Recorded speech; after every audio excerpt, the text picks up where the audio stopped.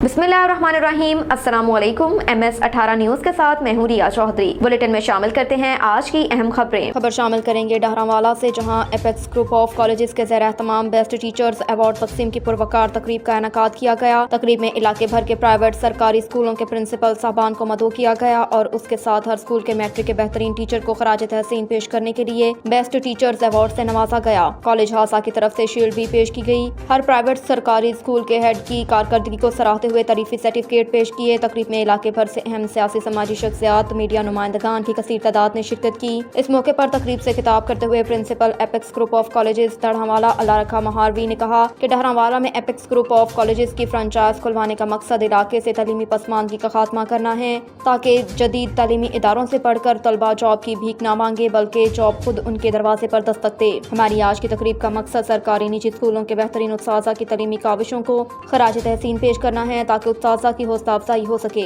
तक के लिए इतना ही। देखते रहिए MS18 न्यूज़।